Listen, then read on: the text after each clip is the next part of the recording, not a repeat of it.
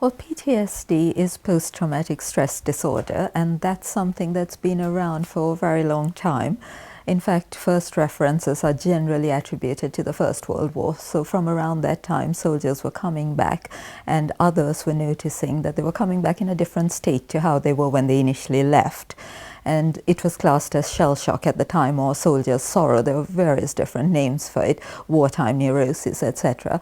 And eventually, by the 1980s, it came to be seen that there was actually a series of symptoms and a condition that was attributable to people returning from conflict zones.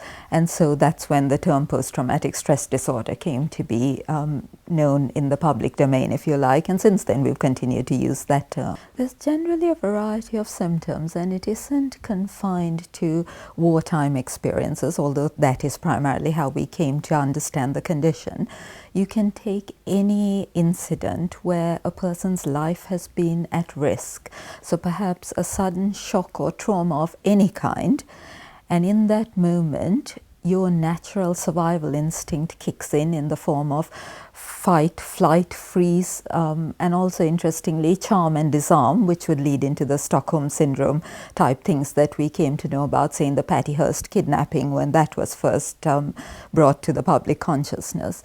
So a series of symptoms that your body is trying to create, which are aimed at protecting you and preserving life, if you like.